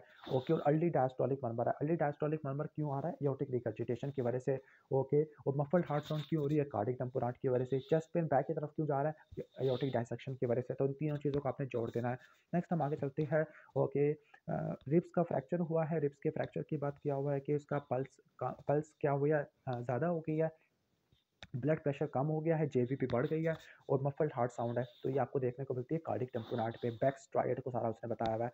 नेक्स्ट हम आगे चलते होते हैं। ओके, एक पेशेंट है जिसकी स्टंटिंग हुई हुई है। ओके, स्टंट डाला गया है, एंजियोप्लास्टी हुई है विद द स्टंट इंसर्शन है। तो स्टंट डालने से लेकर 1 साल तक आपने एस्पिरिन आपने स्टार्ट करनी होती है, इस्तेमाल करनी है। क्वेश्चन नंबर 35 के अंदर आ जाती है। एक पेशेंट है, कार्डियोलॉजी यूनिट में आया है with a fever and the apical pan systolic murmur. Apical pan systolic murmur मतलब माइट्रल रिगर्जिटेशन होता है। ओके, और कल्चर में एंटीरोकोकाई होता है। तो what is the indication of surgery in this case? Okay, तो इंडिकेशन क्या होती है? एंटीरोकोकल इन्फेक्टिव एंडोकार्डाइटिस, इस केस में आपने करनी होती है सर्जरी। इसके बाद हम नेक्स्ट हम आगे चलते होते हैं। क्वेश्चन नंबर 36 के अंदर आ जाते होते हैं। क्वेश्चन नंबर 36 है कि डायबिटिक और हाइपरटेंसिव पेशेंट है जिस present with shortness of breath है। ओके, वो वर्स हो रही है और साथ में ऑर्थोपनिया भी एसोसिएटेड है। जब एग्जामिनेशन किया गया तो इंजेक्शन सिस्टोलिक मर्मर मिला अयोटिक एरिया में, जो कि कैरोटिड में रेडिएट कर रहा है। तो अयोटिक स्टेनोसिस वाला मर्मर है। अयोटिक स्टेनोसिस के केस में आपने अयोटिक वाल्व की रिप्लेसमेंट करनी होती है। सर्जिकल से कर सकते हैं या फिर ट्रांस कैथेटर कर सकते हैं। नेक्स्ट क्वेश्चन पे आ जाते हैं। Complaints of severe chest pain, जो कि बैक की तरफ रेडिएट करा तो अयोटिक डायसेक्शन होता है। मफल्ड हार्ट साउंड कार्डिक टेम्पोनाट होता है। अर्ली डायस्टोलिक मर्मर अयोर्टिक रिगर्जिटेशन की वजह से देखने को मिलता है। सेंट्रल क्रशिंग चेस्ट पेन है। ओके, और थ्रोम्बोसिस हुई है पोस्टीरियर कोरोनरी आर्टरी की। पोस्टीरियर कोरोनरी आर्टरी या पोस्टीरियर डिसेंट्री आर्टरी के इन्वॉल्वमेंट की वजह से क्या होगा? एसटी सेगमेंट की डिप्रेशन होगा और टाल आर वेव्स होगी V1 V2 V3 V4 के अंदर। क्लियर? इसके बाद क्वेश्चन नंबर 39 में चलते होते हैं। क्वेश्चन नंबर 39 है कि पेशेंट जो कि हाइपरटेंसिव था, प्रोग्रेसिव शॉर्टनेस ऑफ ब्रेथ है, लेफ्ट वेंट्रिकुलर हाइपरट्रॉफी है जिसकी वजह से डायस्टोलिक डिसफंक्शन हो गया। तो कौन सी ड्रग यूजफुल होती है? ओके, तो कौन सी ड्रग यूजफुल होगी इस केस में? तो एस इनहिबिटर होती है। हाइपरटेंशन है, प्रोग्रेसिव शॉर्टनेस ऑफ ब्रेथ है। ओके, तो और अगर आप पेशेंट की एज देखोगे 55 साल से नीचे है तो आप एस इनहिबिटर सबसे पहले स्टार्ट करवा दोगे। नेक्स्ट हम आगे चलते हैं। एक पेशेंट है जिसको डिस्निया है और डिजीनेस है और ईसीजी पे polyphasic ventricular tachycardia, this is called polymorphic ventricular tachycardia, torsades de pointes है। इसने लिखा हुआ हाइपरकलीमिया, लेकिन नॉर्मली ये हाइपोकलीमिया, हाइपोमैग्नीसीमिया, हाइपोकैल्सीमिया की वजह से देखने को मिलती होती है। इसके बाद 20 ईयर ओल्ड फीमेल है जिसको प्रोग्रेसिव शॉर्टनेस ऑफ ब्रेथ है। ओके, और डिस्निया भी है और पाल्पिटेशन भी है और माइट्रल स्टेनोसिस मिला। माइट्रल स्टेनोसिस में सर्जरी कब करती होती है? जब रिजिड कैल्सिफाइड वाल्व होता है, या फिर साथ में माइट्रल रिगर्जिटेशन भी होती है, या फिर थ्रोम्बस आपको देखने को मिलता है लेफ्ट एट्रियम में। इस केस में आपने करनी होती है। इसके बाद नेक्स्ट क्वेश्चन है कि वाइड फिक्स सप्लेटिंग ऑफ S2 है और सिस्टोलिक फ्लो मर्मर है over the pulmonary area. Clear? और पल्मोनरी प्लेथोरा भी मिल रहा है और राइट वेंट्रल ब्रांच ब्लॉक, ये सारी चीज़ें EST में देखने को मिलती है। वाइड फिक्स सप्लेटिंग ऑफ S2, इसको आपने रट्टा मार लेना है। इसके बाद नेक्स्ट चलते हैं क्वेश्चन नंबर 43 में चलते हैं। 60 ईयर ओल्ड पेशेंट है, इमरजेंसी डिपार्टमेंट में आया है with severe chest pain. Okay, वो पेन ऐसे डिस्क्राइब करता है कि शार्प टीयरिंग चेस्ट पेन है और वो बैक की तरफ जा रहा होता है। डेट पी से क्या? एओर्टिक डायसेक्शन और हाइपरटेंशन इसका रिस्क फैक्टर होता है। क्वेश्चन नंबर 44 के अंदर आ जाती है। 45 ईयर ओल्ड वुमन है जिसको इंक्रीजिंग शॉर्टनेस ऑफ ब्रेथ है ऑन एक्सर्शन और ऑर्थोपनिया भी हो रहा है और इसको कॉन्स्ट्रिक्टिव पेरिकार्डाइटिस है। कॉन्स्ट्रिक्टिव पेरिकार्डाइटिस में इंस्पायरेटरी राइज ऑफ जेवीपी देखने को मिलता है। This is called Kussmaul sign. Okay, और कार्डिक टेम्पोराट में वाइड डिसेंट नहीं देखने को मिलता। कार्डिक टेम्पोराट में स्टीप एक्स और स्टीप वाई डिसेंट होता है, लेकिन सॉरी, कार्डिक टेम्पोराट में स्टीप एक्स होता है लेकिन वाई डिसेंट नहीं होता। अगर वाई डिसेंट आ गया तो वो होता है कॉन्स्ट्रक्टिव पेरिकार्डाइटिस होता है। राइट कोरोनरी आर्टरी के कोलिजन की वजह से इंफीरियर वाला माई होगा, एसटी सेगमेंट के एलिवेशन 2-3 AVF में होती है। क्लियर? फीवर है, आर्थ्रेल्जिया है और पेरिकार्डियल फ्रिक्शन रहा है, पेरिकार्डाइटिस है। ये आपको देखने को मिलती है रूमेटिक फीवर में। जॉन्स क्राइटेरिया रट्टा मारना है। Migratory polyarthritis, pancarditis, subcutaneous nodular erythema marginatum और सिडिनम कोरिया। MI में जो सबसे पहला एंजाइम बढ़ता है वो मायोग्लोबिन होता है। लेट एंजाइम LDH होता है। रीइंफेक्शन के लिए CKMP होता है और गोल्ड स्टैंडर्ड ट्रोपोनिन आई होता है। Clear? Drug for hypertension, age देखो 65 से ऊपर है, दैट मीन्स आप CCB या थायरोइड डाययूरेटिक में से इस्तेमाल करोगे और इसको एस्थमा भी है। ओके, तो आप एम्लोडिपिन प्रेफर करोगे और डाययूरेटिक भी आप दे सकते होते हैं। सिनकोपी है, सडन डेथ इन हिस्ट्री है, सडन कार्डिक डेथ या आपको हाइपरट्रॉफिक ऑब्स्ट्रक्टिव कार्डियोमायोपैथी में देखने को मिलती है। एस्ट्राजोलाबाइट मेटाबॉलिक एसिडोसिस करवा देती है और हाइपोक्लीमिया करवा देती है। Pain radiating to the back between the scapula, aortic dissection का होता है। टीयरिंग चेस्ट पेन होता है, हाइपरटेंशन से रिलेटेड होता है। Drug of choice in heart failure, तो वो लूप डायरेटिक होती है। फिर अभी बहुत ज़्यादा वेरिएबल आंसर है। कुछ वो कहती है इनहिबिटर है, तो मैं तो कहता हूँ किसी पे जा ही ना। अगर पल्मोनरी एडीमा तो फीवर से इस्तेमाल कर लोगे। Drug for Raynaud phenomena, okay, Raynaud phenomena में स्लो रिलीजिंग निफेडिपिन इस्तेमाल करते होती है। Cannon wave 3rd degree heart block में होती है। ओपनिंग स्नैप माइट्रल स्टेनोसिस में होता है। एक MI को आपने थ्रोम्बोलाइसिस से ठीक किया और उसको अनकॉन्शियस हो गया, this is due to reperfusion ischaemia injury, reperfusion arrhythmia हो गया। ओके, ईसीजी पे प्रोलॉन्ग क्यूटी इंटरवल है, that means long QT syndrome या टॉर्सोडीसिटी पॉइंटिस है, तो ये वेंट्रिकुलर टैकीकार्डिया करवा देती होती है। Major criteria of rheumatic fever carditis pancarditis include होता है। फीवर है, जॉइंट की स्वेलिंग है, पर्पसलेस मूवमेंट को बोलते हैं हम कोरिया, और ये फीवर और जॉइंट की स्वेलिंग है, डेट मींस ये सेंडिनहैम या रूमेटिक कोरिया होता है। Okay, feature of hypertrophic cardiomyopathy, hypertrophic cardiomyopathy में systolic anterior motion of mitral valve आपको देखने को मिलता होता है। Cardiac enzyme to be raised first in MI में सबसे पहले मायोग्लोबिन रेस्ट हो जाता होता है। ट्रीटमेंट ऑफ वेंट्रिकुलर फिब्रिलेशन में सीपीआर और डिफिब्रिलेशन करते होते हैं। Cause of extrasystole atrial extrasystole in young boy, okay, anxiety होती है फिजियोलॉजिकली, यानी फिजियोलॉजिकल होती है, सिंपैथेटिक स्टिमुलेशन की वजह से होती है। एफेक्ट्स भी डिस्प्लेस्ड है और फेलिंग हार्ट है। ओके, एपेक्स भी डिस्प्लेस हुई भी है, हार्ट फेल हो रहा है। अब इकोकार्डियोग्राफी करा लोगे या एक्सरे करा लोगे तो आपको वेंट्रिकल की डायलिटेशन मिल सकती है। Drug causing constipation calcium channel blocker होती है। First line treatment for heart failure with reduce ejection fraction, सबसे पहले आप डायलिटिक दोगे, फिर आप एस इनहिबिटर पे चले जाओगे। ओके, ठीक है। रिड्यूस इजेक्शन फ्रैक्शन का मतलब है सिस्टोलिक हार्ट फेलियर है। SAD syncope angina dyspnoea aortic stenosis में होता है। Raised ASO titre anti DNase भी रूमेटिक फेवर में होती है। Drug in case of patient जो कि हीमोडायनेमिकली स्टेबल और कार्डियोवर्जन आपने कर चुकी है वेंट्रिकुलर टैकीकार्डिया में, ओके, यानी पेशेंट हीमोडायनेमिकली स्टेबल है तो इमिट्रिगन इस्तेमाल करोगे। इमिट्रिगन इसके अलावा एट्रियल फिब्रिलेशन में भी इस्तेमाल होती है। ECG change in hypocalcaemia, hypocalcaemia, QT interval prolong हो जाता है। Management of third degree heart block, pacemaker arrange करना होता है। Characteristics sharp and deep wide descent, तो एक कंस्ट्रक्टिव पेरिकार्डिटिस में होता है। Life saving drug in and congestive cardiac failure तो एस इनहिबिटर होती है। ओके, मोर्टेलिटी को कम कर देती है। Treatment of pain on lying down after MI, that means acute pericarditis है, एस्पिरिन एनसाइड या स्टीरॉयड वगैरह देते हैं। Okay, percentage of patient free of angina after CABG, तो वो 90% होते हैं विद इन 1 ईयर है। Treatment of cardiogenic shock after vasopressors दे दिया, आइनोट्रॉप्स दे दिया। ओके, तो डाइजॉक्सिन भी आप ऐड कर दोगे। डाइजॉक्सिन वैसे मेनली इस्तेमाल होती है अगर एट्रियल फिब्रिलेशन और कंजेस्टिव हार्ट फेलियर हो। माइग्रेटरी पोलीआर्थराइटिस एक्यूट रूमेटिक फीवर का डायग्नोस्टिक क्राइटेरिया होता है। वेंट्रिकुलर टैकीकार्डिया के जो ट्रीटमेंट में कार्डियोवर्जन करती होती है। Chest pain during heavy weight lifting, यानी एक्सर्शन से रिलेटेड है, पहले रेस्टिंग ईसीजी करा लोगे, फिर एक्सरसाइज ईसीजी करा लोगे। ओके, आईवी ड्रग यूजर में जो most common cause of infective endocarditis वो स्टेप फोरियस होता है। राइट साइडेड वाल्व्स को इन्वॉल्व करेगा, लाइक ट्राइकस्पिड वाल्व को। Test for embolus in pregnant female, तो वी डायमर करा लोगे और वी ओवर क्यू स्कैन करा लोगे। Facial flushing, plethora, prominent chest vein, superior vena cava syndrome की वजह से होती है। Dose of ceftriaxone, okay, 2 gram IVIM देनी होती है। ओके, मैनेजमेंट ऑफ डेंगू हो गया, प्लेटलेट काउंट 50,000 से कम है, आईवी फ्लूइड्स दोगे, आईवी फ्लूइड्स देके तो कंडीशन खराब नहीं हो जाएगी, प्लेटलेट ट्रांसफ्यूजन नहीं दे देंगे। Cause of endocarditis in IV drug user, तो स्टेफाइलोकोकस ऑरियस होता है। Okay, six segment dilation 2-3 AVF है, तो राइट कोरोनरी आर्टरी के इन्वॉल्वमेंट है, इन्फिनल 1 MI होता है। इंजेक्शन से स्टॉलिक पल्मर कैरोटिड पे रेडिएट कर रहा है तो एयोर्टिक स्टेनोसिस होता है। रिवर्स सेपरेटिंग ऑफ S2 आपको रिवर्स सेपरेटिंग ESD में तो देखने को नहीं मिलती होती। रिवर्स सेपरेटिंग ESD में देखने को नहीं मिलती होती। रिवर्स सेपरेटिंग फिर किस में होती है? रिवर्स सेपरेटिंग आपको देखने को मिल सकती है एयोर्टिक स्टेनोसिस में या लेफ्ट फ्रंटल ब्रांच ब्लॉक में, लेकिन ESD में तो वाइड फिक्स सेपरेटिंग होती है। सीवियर टेयरिंग चेस्ट पेन है जो कि बैक पे रेडिएट कर रहा तो एयोर्टिक डायसेक्शन होता है। रिस्क फैक्टर इसका क्या होता है? हाइपरटेंशन होता है। Presence of cannon waves in JVP, third degree heart block होता है, कंप्लीट हार्ट ब्लॉक होता है, पेसमेकर अरेंज करना होता है। जबकि कॉन्स्ट्रक्टिव पेरिकार्डाइटिस में शार्प एक्स और डीप वाइड डिसेंट होता है। प्रोलॉन्ग क्यूटी इंटरवल, ओके, तो ये वेंट्रिकुलर टैकीकार्डिया टॉर्सोडीसिटी पॉइंटिस होता है। ट्रीटमेंट में डीसी कार्डियोवर्जन आपने करना होता है, फॉलोड बाय इमिट्रियोन होता है। कॉजेस में हाइपोमैग्नीसीमिया, हाइपोकैल्सीमिया, हाइपोकलीमिया, लेकिन यहाँ पे हाइपोकलीमिया भी लिखा हुआ है। फिर जॉन्स क्राइटेरिया लिखा हुआ है, माइग्रेटरी पोलीआर्थराइटिस, पैनकार्डाइटिस, सबक्यूटेनियस नोड्यूल, एरिथेमा मार्जिनेटम और सिडेनहैम कोरिया। रूमेटिक फीवर में होता है, रेस्ट एएसओ टाइटर होता है। अगर फैमिली हिस्ट्री या सडन कार्डिक डेथ की है, ओके, सिनकोपी है, एयोर्टिक स्टेनोसिस और माइट्रल रिगर्जिटेशन के मरमर है, तो ये हाइपरट्रॉफिक कार्डियोमायोपैथी होता है। Systolic anterior motion of mitral valve platelet होती है। एमआई में सबसे पहला एंजाइम मायोग्लोबिन रेस्ट होता है और गोल्ड स्टैंडर्ड कौन सा होता है? गोल्ड स्टैंडर्ड होता है ट्रोपोनिन आई होता है, और इन्फॉक्शन के लिए CKMB होता है। First line drug for systolic के लिए आप पहले से पहले डाययूरेटिक लूप डाययूरेटिक देते हैं, पल्मोनरी एडिमा के लिए फिर आप एस इनहिबिटर देते हैं। सिनकोपी एंजाइना डिस्निया है, इंजेक्शन सिस्टोलिक मर्मर जो कि नेक पे रेडिएट कर रहा है, एक्सेंचुएटेड ड्यूरिंग एक्सपायरेशन, यानी एक्सपायरेशन पे बढ़ जाता है। ओके, बढ़ जाता है तो ये एयोर्टिक स्टेनोसिस होता है। एयोर्टिक वाल्व की रिप्लेसमेंट करेंगे। पल्सेस बाय जेनरस डाइजॉक्सिन की टॉक्सिसिटी में होती है। पल्सेस पैराडॉक्सस कार्डिक टेम्परांट पे होती है। Radio femoral delay coarctation of aorta में होता है। कोलैप्सिंग पल्स एयोर्टिक रिगर्जिटेशन में देखने को मिलती है। इरेगुलर पल्स एट्रियल फिब्रिलेशन में होती है। ECG फाइंडिंग इन MI, तो एमआई में जो ईसीजी फाइंडिंग होती है, क्या होगा एमआई में convex upward ST segment elevation होती है। ओके, क्या होती है convex upward ST segment elevation, और आप पीसीआई कर दोगे 90 मिनट्स में या थ्रोम्बोलाइसिस कर दोगे 30 मिनट्स में। जबकि पेरिकार्डिटिस में diffuse concave upward ST segment elevation और पीआर सेगमेंट की डिप्रेशन होती है। Okay, next is GIT. Okay, GIT और हेपेटोलॉजी है, फिर हम इसको फिनिश कर लेंगे।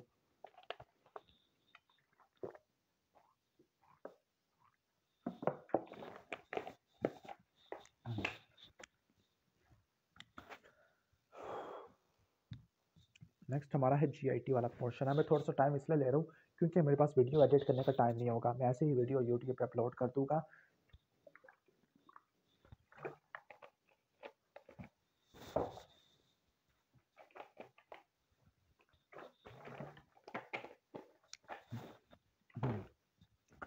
Okay, next chapter is GIT. GIT और हेपेटोलॉजी, इसको फिनिश करते हुए हमारी वीडियो खत्म हो जाती है। ओके, 30 ईयर ओल्ड लेडी जिसको डिस्फेजिया है और इसको रिकरेंट नमूनिया भी डेवलप होना शुरू हो गया है। रिकरेंट नमूनिया दैट मींस के something is coming from stomach. Stomach का जो एसिड है वो इसोफेगस होता हुआ एयर वे में जा रहा है, और बेरियम स्वैलो के अंदर मैसिवली डायलेटेड इसोफेगस और पेंसिटिव अपीयरेंस है। सारी चीज़ें इंडिकेट करिए इक्लीजिया कार्डिया को। Okay, most important risk factor for colorectal cancer क्या होता है? फैमिली हिस्ट्री है, या डाइटरी फाइबर कम से कम ले रहा है। लेकिन सबसे इंपॉर्टेंट है फैमिली हिस्ट्री। क्यों? क्योंकि जो एपीसी जीन की म्यूटेशन होती है वो फैमिली हिस्ट्री से रिलेटेड होती है। ओके, इसके बाद प्रीवियसली फिट और वेल 14 वीक प्राइमरी ग्रेविड है, उसको सीवियर वॉमिटिंग, और सीवियर वॉमिटिंग की वजह से हेमाटोमेसिस हो रहा है। This is called Mallory Weiss. Severe retching या वॉमिटिंग की वजह से होता है। सीवियर रिट्रोस्टर्नल हार्ट बर्न है जो कि फूड लेने से खराब हो जाता है, तो एक गर्ड होता है। गर्ड की कॉम्प्लिकेशन क्या है? बैरेट इसोफेगस, और बैरेट इसोफेगस की वजह से adenocarcinoma of lower 1/3 of oesophagus है। एक पेशेंट है जिसको डायरिया है with blood. Okay, bloody diarrhoea है और अल्सरेटिव कोलाइटिस डायग्नोसिस के अंदर है। अल्सरेटिव कोलाइटिस की क्या कॉम्प्लिकेशन होती है? टॉक्सिक मेगाकोलोन होता है, इसके अलावा इरिथेमा नोडोजम, यूवाइटिस, प्राइमरी स्क्लेरोसिस कोलोंजाइटिस, ये सारी कॉम्प्लिकेशन होती है। जबकि क्रॉन्स की वजह से फिस्टुला, साइनसिस, ग्रैनुलोमा बन जाता है। ओके, 14 ईयर ओल्ड बॉय जिसको क्रॉनिक डायरिया है, आयरन डेफिशिएंसी है, Willis atrophy, crypt hyperplasia, इंट्रापिथियल lymphocytosis है, और एंटी टीटीजी एंटीबॉडी पॉजिटिव है, तो ये सीलिक डिजीज में देखने को मिलती है। Fever, pain in lower abdomen for the last 6 week है। तो अल्सरेटिव कोलाइटिस का कौन सा फीचर नहीं होता? अल्सरेटिव कोलाइटिस में रूमेटाइड फैक्टर नहीं देखने को मिलता। अल्सरेटिव कोलाइटिस में पीएन की एंटीबॉडी होती है। जबकि क्रॉन्स में क्या होता है? अस्का होता है, एंटी सैक्रोमाइसिस सेरिवेसी एंटीबॉडी होती है। 60 ईयर ओल्ड टैक्सी ड्राइवर है, डिस्फेजी और वेट लॉस हुआ है, तो डिस्फेजी का क्या काज नहीं हो सकता? गैस्ट्रिक आउटलेट ऑब्स्ट्रक्शन की वजह से डिस्फेजिया नहीं हो सकता। डिस्फेजिया को आपने दो में डिवाइड करना होता है। ओके, ओरोफरेंजियल और इसोफेजियल डिस्फेजिया होता है। इसके बाद नेक्स्ट एक पेशेंट है जिसको हेमाटोमेसिस हो रहा है। Okay, and he is taking oral corticosteroid for his arthritis. Okay, तो क्या हो सकता है? इरोसिव गैस्ट्राइटिस या पेप्टिक अल्सर डिजीज है। तो क्या नहीं कराओगे इमरजेंसी के अंदर? इमरजेंसी में बेरियम स्फेरो नहीं कराओगे। बेरियम्स वाला तो इसोफेगस और फायरिंग्स के डिजीज के लिए होता है। ट्रांसयूडेटिव एसाइटिस, एक पेशेंट ट्रांसयूडेटिव एसाइटिस के साथ प्रेजेंट हुआ है, which is not a feature of transudative ascites. That means serum albumin ascites gradient 1.1 gram पर डेसीलीटर से ज़्यादा है। That means this is portal hypertension, और ये एब्डोमिनल ट्यूबरक्लोसिस में देखने को नहीं मिलती होती। नेक्स्ट हम आगे चलते हैं। 11 ईयर ओल्ड गर्ल जिसका क्रॉनिक इल हेल्थ है, ग्रोथ रिटार्डेशन है, सीलिक डिजीज है। सीलिक डिजीज एसोसिएटेड होता है दूसरे ऑटोइम्यून डिजीज के साथ, लाइक हाशिमोटोस हो गया। ओके, आईबीडी हो गया, प्राइमरी बिलियरी सिरोसिस हो गया, लेकिन डायवर्टिक्लोसिस के एसोसिएटेड नहीं होता। सही हो गया। इसके बाद हम नेक्स्ट चलते हैं, क्वेश्चन नंबर 12 है। क्वेश्चन नंबर 12 है, एक पेशेंट है जो कि क्लिंडामाइसिन ले रहा है नमूनिया के लिए, और जब भी कोई एंटीबायोटिक लिया, एंटीबायोटिक की वजह से ब्लडी डायरिया और एब्डोमिनल पेन है। दैट मींस क्या हो गया? सूडोमेम्ब्रेनस कोलाइटिस हो गया, जो कि कोलोस्ट्रिडियम डेफिसिट की वजह से होता है। Best treated with IV vancomycin, ये बात गलत है। वेंकोमाइसिन नॉर्मली आईवी देते हैं, लेकिन ये वाहिद कंडीशन है जिसमें वेंकोमाइसिन ओरल देते हैं। इसके बाद नेक्स्ट क्वेश्चन है कि एक पेशेंट है जिसको क्रॉनिक इल हेल्थ है, जनरलाइज एडीमा है और स्मॉल एसाइटीज है। तो जो प्रोटीन लूजिंग एंटीरोपैथी होती है, कौन सी कंडीशन में देखने को नहीं मिलती? क्रॉनिक ड्यूडिनल अल्सर में एंटीरोपैथी नहीं देखने को मिलती। बाकी क्रॉन्स में, ट्रॉपिकल सप्रू में, सिलिक में प्रोटीन मेलाब्सॉर्प्शन देखने को मिल सकती है। इन्फ्लेमेटरी बाउल डिजीज में कौन सा ट्रीटमेंट रेकमेंड नहीं करोगे? Okay, रेडिकेशन of H pylori. H pylori तो पैप्टिक अल्सर डिजीज में या माल्टोमा में करते हैं। नेक्स्ट एक पेशेंट है जिसने हाइड्रोक्लोरिक एसिड कंज्यूम कर लिया, तो सबसे पहला फर्स्ट स्टेप क्या होगा? पहले तो आपने रिससिटेट करना होता है, ABCD को मेंटेन करना, एयरवे का ख्याल रखना होता है। इसके बाद आपने ओरल लिक्विड एंटी एसिड देने हैं। क्वेश्चन नंबर 16 है, 50 ईयर ओल्ड मैन है जिसने अल्कोहल या टोबैको की हिस्ट्री या difficulty in swelling of solid foods. Okay, और इसके ब्लैक टेडी स्टूल भी आ रहे हैं, और उसका वेट लॉस भी हो गया। दैट मीन्स ये इसोफेजियल कैंसर है, स्पेसिफिकली स्क्वेमस सेल कार्सिनोमा हो सकता है। तो इसके लिए क्या कराओगे आप? डायग्नोसिस के लिए अपर जीआई एंडोस्कोपी और स्टेजिंग के लिए एंडोस्कोपिक अल्ट्रासाउंड है। नेक्स्ट क्वेश्चन है, एज खा गया abdominal pain absolute constipation vomiting है, दैट मीन्स इंटेस्टाइनल ऑब्स्ट्रक्शन है, तो आप एब्डोमिनल एक्सरसाइज डालोगे सुपाइन व्यू के अंदर। क्वेश्चन नंबर 18 है, रिमोट विलेज से आया है, फ्रीक्वेंट बॉवल मूवमेंट है, टेनिसमस है, टेनिसमस सेंस ऑफ इनकम्प्लीट इवैक्यूएशन है, वैसे रेक्टम के इन्वॉल्वमेंट की वजह से होता है। लेकिन लो ग्रेड फीवर है, ब्लड और म्यूकस है, ये ज़्यादा पॉसिबिलिटी ज़्यादा प्रेफर कर रहा होता है किसको, शिगैला या बेसिलरी डिजेंट्री को प्रेफर कर रहा होता है। अब अल्सरेटिव कोलाइटिस क्यों नहीं हो सकता, अल्सरेटिव कोलाइटिस के अंदर ना एब्डोमिनल पेन आपको देखने को मिलेगा, क्रॉनिक हिस्ट्री देखने को मिलती है। 3 मेडिकल स्टूडेंट जो कि रेस्टोरेंट पे गए थे, ओके, 4 घंटों के बाद रोटी खाई होगी वहाँ पर रेस्टोरेंट के अंदर, 4 घंटों के बाद वॉमिटिंग और डायरिया हो गया, that means staphylococcus food poisoning हो गई है, जो कि 6 घंटों के अंदर प्रेजेंट कर जाती होती है। पेप्टिक अल्सर डिजीज वाला पेशेंट है, ओके, यानी पीरियोडिक अपर एब्डोमिनल पेन है और ब्लड इन वॉमिटिंग है, ओके, ठीक है। Blood in vomiting that means haematemesis है, गैस्ट्रिक अल्सर है जिसमें एच पाइलोरी पॉजिटिव है, एच पाइलोरी में ट्रिपल और क्वाड्रुपल रेजिमेंट होता है, ट्रिपल में क्लैरिथ्रोमाइसिन अमोक्सिलिन और पीपीआई है, और क्वाड्रुपल में कौन कौन से होते हैं, क्वाड्रुपल में टेट्रासाइक्लिन आ जाती है, बिस्मुथ आ जाती है, मेट्रोनिडाज़ोल और पीपीआई आ जाती है। पायोडर्मा गैंग्रीनोजम एसोसिएटेड होता है inflammatory bowel disease like ulcerative colitis के साथ। Most common cardiac abnormality in carcinoid tumour, तो ट्राइक्लिसराइड इनसफिशिएंसी पल्मोनरी स्टेनोसिस होता है, okay, which of the following is best investigation to diagnose coeliac disease, तो इसके लिए आप क्या करा लोगे, बेस्ट यहाँ पर वैसे होती है डूडिनल जुजिनल बायोप्सी, लेकिन वो अवेलेबल नहीं है तो एंटी टीटीजी और एंटी एंटोमाइसिन एंटीबॉडी करा लोगे। नेक्स्ट है 25-year-old man with a long history of dysphagia है, डिस्फेजिया सॉलिड्स और लिक्विड्स दोनों के लिए है, रात के वक्त ज़्यादा फूड की रिगर्जिटेशन आपको देखने को मिलती होती है, फूड कभी कभार स्टक हो जाती है जिसके लिए आपको पानी पीना पड़ जाता है, तो एक लीजिए कार्डिया हो जाता है, ओके, एक अल्कोहलिक पेशेंट है, सीवियर रैचिंग और मिलोरी वीएसटीआर हो गया है। नेक्स्ट है कि इमीडिएट सर्जरी कब करती है अल्सरेटिव कोलाइटिस में, जब परफोरेशन, पैरोटिनाइटिस, या फिर आपको क्या देखने को मिलता है, लाइक नियोप्लेजिया है, टॉक्सिक मैकाक्लोन है, या सीवियर फुलमिनेटिंग डिजीज है, तो टॉक्सिक मैकाक्लोन के केस में आप सर्जरी कर देते होते हैं। आईबीएस एक क्रॉनिक डिसऑर्डर होता है जिसमें कोई सीरियस कॉन्सिक्वेंसेस नहीं होता, रूम 3 क्राइटेरिया इस्तेमाल करते हैं जिसमें रिकरेंट एब्डोमिनल पेन होता है फॉर एटलीस्ट 3 वीक्स तक देखने को मिलता होता है, which improve with defecation, change in frequency और अपीयरेंस ऑफ स्टूल है। क्वेश्चन नंबर 28 के अंदर आ जाते हैं। क्वेश्चन नंबर 28 में एपिगैस्ट्रिक पेन है और पेन एग्रेवेट हो जाता है by eating food, that means gastric ulcer है, बैक में रेडिएट नहीं कर रहा, okay, and she has also a mitral valve prolapse है, ओके, और endoscopy is needed to diagnose ulcer and no H pylori status है। अब देखो माइट्रल वाल्व प्रोलैप्स है, माइट्रल वाल्व प्रोलैप्स की वजह से इन्फेक्टिव एंडोकार्डिटिस पॉसिबल हो सकता है, लेकिन माइट्रल वाल्व प्रोलैप्स के केस में आपने इन्फेक्टिव एंडोकार्डिटिस की प्रोफाइलैक्सिस नहीं लेनी होती, ओके। अब प्रोफाइलैक्सिस अमोक्सिलिन और क्लिंडामाइसिन से लेते होते हैं, अब वो पेनिसिलिन से एलर्जिक है, ठीक है, तो प्रोफाइलैक्सिस की कोई ज़रूरत नहीं है, जीआईटी या जेनिटो यूरिनरी ट्रैक के प्रोसीजर में या माइट्रल वाल्व प्रोलैप्स के केस में इन्फेक्टिव एंडोकार्डिटिस की प्रोफाइलैक्सिस नहीं करनी होती। नेक्स्ट है क्वेश्चन नंबर 29 है, difficulty in swelling of both liquids and the solids है, दैट मींस कि एक्लेजिया कार्डिया होता है, nocturnal cardia, regurgitation of food है, बेरियम स्टडी किया गया तो डायलेटेड इसोफेगस है, बर्ड बीक अपीयरेंस है, okay, which of the following is the most appropriate next step in the management. अब नेक्स्ट स्टेप इन मैनेजमेंट में लिखा हुआ है इन न्यूमेटिक डायलेटेशन है, कंफर्म तो कुछ किया ही नहीं है, ओके, लाइक अपर जी एंडोस्कोपी वगैरह कुछ भी नहीं किया, इसोफिजियल पीएच मॉनिटरिंग भी नहीं किया, ओके, तो I think oesophageal pH monitoring आना चाहिए था इसका आंसर, न्यूमेटिक डायलेटेशन तो ट्रीटमेंट भी चला गया। नेक्स्ट हम आगे आ जाते हैं क्वेश्चन नंबर 30 पे आ जाते हैं, ओके, एक पेशेंट है जिसको कॉन्स्टिपेशन है जो कि डायरिया से अल्टरनेट कर रही है, ओके, अल्टरनेटिंग डायरिया है और कोई weight loss, anorexia, bloody stool की हिस्ट्री नहीं है, एचपी भी ठीक है, बाकी सब चीज़ें ठीक है, बस अल्टरनेटिंग कॉन्स्टिपेशन और डायरिया है, साइकोलॉजिकल इलनेस की वजह से हो सकता है, तो ये आईबीएस होता है। क्वेश्चन नंबर 31 के अंदर आ जाते हैं, एक पेशेंट है ओबीज है जो कि रूटीन चेकअप के लिए आया है, कॉन्स्टिपेशन है, ओके, और जब इसकी कोलोनोस्कोपी की तो बहुत सारे डायवर्टिकुला मिले हैं, तो आपने कहना है कि डाइटरी फाइबर के इंटेक को बढ़ा दो इनिशियली, ठीक हो गया अगर कोई कोमॉर्बिडिटी साथ नहीं है। नेक्स्ट है कि पेशेंट जिसको कोरोनरी आर्टरी डिजीज एमआई वाला पेशेंट है, अगर वो रोटी खाएगा तो उसको एक्यूट एब्डोमिनल पेन देखने को मिल रहा है, ओके, जिसने वो रोटी खाना छोड़ दिया, तो एक्यूट मिजेंटेरिक इस्कीमिया होता है जिसके लिए आप मिजेंटेरिक एंजियोग्राफी वगैरह करते होते हैं। नेक्स्ट क्वेश्चन पे चलते होते हैं, नेक्स्ट क्वेश्चन है कि सीवियर बर्निंग चेस्ट पेन है which occurs after meal, okay, burning central chest pain है आफ्टर मील है और पेन रेडिएट नहीं कर रहा और एग्रावेट हो जाता है अपॉन रिक्लाइनिंग, दैट मीन्स एक गार्ड का पेन होता है, ओके, खट्टी खट्टी डिकारें भी आ रही हैं, सही है, तो what will be the appropriate next step in the management of this patient है, तो नेक्स्ट स्टेप क्या होगा, इसोफिजियल पीएच मॉनिटरिंग करवा लिया, ओके, वैसे इन्वेस्टिगेशन चॉइस अपर जी एंडोस्कोपी होती है और गोल्ड स्टैंडर्ड पीएच मॉनिटरिंग होती है।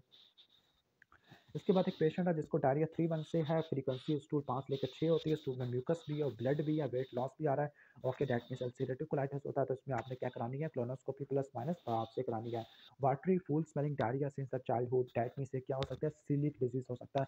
ग्रोथ रिटार्डेशन है, ग्लूटेन फ्री डाइट से रिस्पॉन्ड कर जाता है तो सीलिक डिजीज होता है। जब आप डूडिनो जुडिनल बाहर से लोगे तो बिलस एट्रोफी, क्रिप्ट हाइपरप्लेजिया और इंट्रापिथेलियल लिम्फोसाइटोसिस देखने को मिलती होती है। क्वेश्चन नंबर 36 के अंदर चलते होते हैं। Once again mitral valve prolapse के केस में इन्फेक्टिव एंडोकार्डिटिस की प्रोफाइलैक्सिस लेने की जरूरत नहीं होती। अगर मल्टीपल डायवर्टिकुला है ओबीस पेशेंट में, कॉन्स्टिपेशन वालों में, तो आपने डाइटरी फाइबर की क्वांटिटी को बढ़ा देना होता है।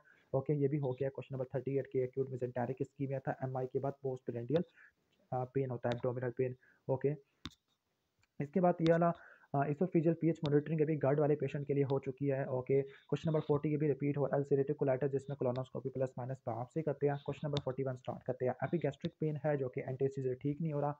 ओके, और जब एंडोस्कोपी किया तो डूडिनल अल्सर मिला विद पॉजिटिव एच पाइलोरी है। अब एच पाइलोरी की इरेडिकेशन के लिए हम कौन से दो टेस्ट करते होते हैं? ओके, जो दो टेस्ट हम करते होते हैं, फीकल एंटीजन टेस्ट करते होते हैं, इसके अलावा यूरिया ब्रेथ टेस्ट करते होते हैं। क्लियर?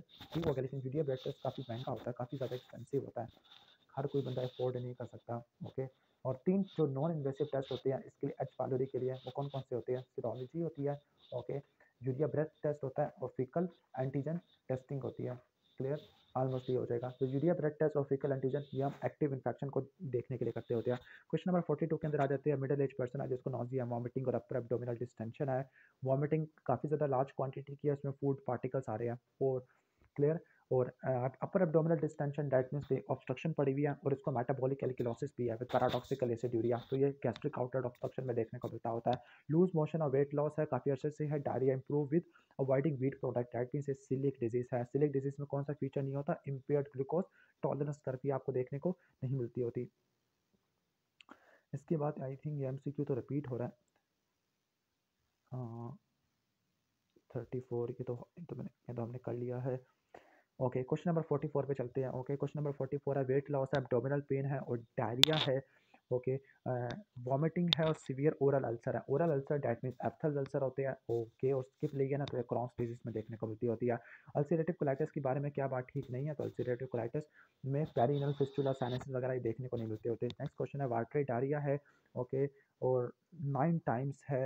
ओके, और you diagnose gastroenteritis after learning that के इन्होंने कुछ गंद बला खा लिया था, तो मोस्ट अप्रोप्रिएट मैनेजमेंट क्या होगा? ओरल रिहाइड्रेशन एडवाइस होगा unless and until patient oral therapy को बर्दाश्त कर सकता हो। Which of the following combination is not seen in case of malabsorption है। ओके, विटामिन सी की वजह से ब्लीडिंग गम्स तो आपको देखने को मिलती होती है। ओके, स्कर्वी है ना, बी 12 की डेफिशिएंसी की वजह से एनीमिया होता है, ए की वजह से नाइट ब्लाइंडनेस है। आई थिंक विटामिन डी की डेफिशिएंसी की वजह से मसल वेस्टिंग नहीं होती, यानी ऑस्टियोमलेशन में विटामिन डी की डेफिशिएंसी है ना, तो मसल की वेस्टिंग वगैरह नहीं हो सकती या बोन पेन। लेकिन ये थोड़ा कंफ्यूजिंग एमसीक्यू है। ओके, तो आई थिंक मेरे हिसाब से इसका विटामिन डी वगैरह बनना चाहिए था, मसल वेस्टिंग या पेन शेन वगैरह। मसल में पेन होता है लेकिन वेस्टिंग शेस्टिंग नहीं होती विटामिन डी की वजह से। आगे चलते हैं, कॉम्प्लिकेशन ऑफ पैराटिसोफेगस। पैराटिसोफेगस की वजह से क्या होगा? Adenocarcinoma of lower one third of oesophagus होगा। हार्ट बर्न है, यानी गर्ड वाला पेशेंट है और डिस्फेजी आ गया है, डेट मीन्स गर्ड वाले पेशेंट में इसोफेजियल स्ट्रक्चर डेवलप हो चुका है। Peptic ulcer disease H pylori की वजह से होता है, ज़्यादातर ड्यूटिनल अल्सर होता है, D1 पार्ट में होता है, anterior portion of anterior wall of D1 होता है। ओके, आईबीएस में नॉक्टर्नल सिम्टम नहीं देखने को मिलते। Okay, infiltration of macrophage. Okay, PAS positive macrophages lamina propria में विपल्स डिजीज में होते हैं। क्रॉन्स में और टीबी में क्या फ़र्क होता है? दोनों में ग्रानुलोमा होता है, लेकिन टीबी में केजिएटिंग ग्रानुलोमा होता है। लूज स्टूल है और टिनिस्मस और रेक्टम के इन्वॉल्वमेंट की वजह से होता है, तो अल्सरेटिव कोलाइटिस में होता है। ओके, मिसलामीन अल्सरेटिव कोलाइटिस में इस्तेमाल होती है। पोस्ट प्रेंडियल बर्निंग पेन है और गैस ब्लॉटिंग है। Okay, post prandial burning pain यानी गार्ड हो रहा है तो आप पीपीए इस्तेमाल कर लो कि गैस ब्लॉटिंग भी हो रही है। Common peptic ulcer associated with H pylori, तो वो डूडिनल अल्सर होता है। ओके, B12 की डेफिशिएंसी आपको सिलिक डिजीज में देखने को मिल सकती है, इसके अलावा क्रॉन्स डिजीज में भी देखने को मिल सकती है। एक्यूट पैंक्रियाटाइटिस और डूडिनल परफोरेशन को डिफरेंशिएट करने के लिए सीरम अमाइलेज और चेस्ट एक्सरे वगैरह करा लोगे। चेस्ट एक्सरे पे परफोरेशन मिल सकती है। Air under the right diaphragm है।